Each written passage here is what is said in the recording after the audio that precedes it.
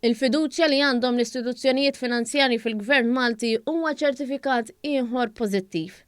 One News r-reazzjoni tal-bankier bi snin ta' esperjenza fil-qasam finanzjarju Roderick Psaila brabta mal-applikazzjonijiet għall-istocks tal-Gvern li ammontaw il-fuq minn 400 miljun euro li nħatfu f'inqas minn 4 sigħat.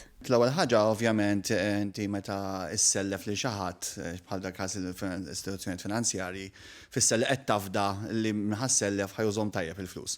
Ovvjament iktar użu tajjeb mill-li da żmien m'hemmx prof xikluna u t-tim tiegħu jafu x'qed jagħmlu żgur, ġifieri għandhom track record u allura naħseb dak huwa punt fundamentali.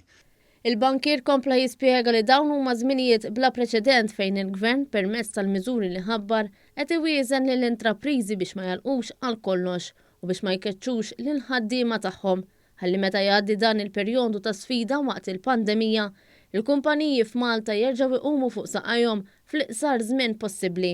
Jekk inti il-businesses ma tħallihomx jalqu għal kollox, jħallihom naqra ħajja, ovvjament ħajkunu f'pożizzjoni aħjar biex meta nkunu ximkien on the downward slope ta' dil-pandemija jew at the tail end, dawn jerġgħu iqumu fuq tagħhom malajr kemm jista' jkun u l-ekonomija tirpilja qabel. Ġifieri naħseb jiena l-objettiv tal-Gvern huwa dan. Is-Sur Psaila spjega li l-Gvern irid iwieżen lill-intrapriżi sabiex l-ekonomija terġa' taqbad ir-ritmu li kienet għaddejja bih. Din l-għajnuna li l-Gvern qed jagħti bħala qed jerġa' jagħti meta l-ekonomija tibda tirpilja.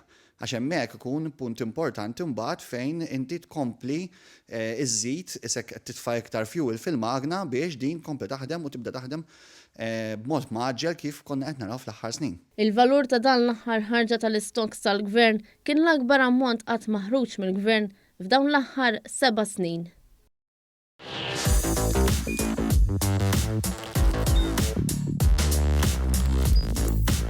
Idħol fuq one.com.mt u hemmhekk tista' tara l-programmi kollha li jxandru fuq One permezz ta' One Play.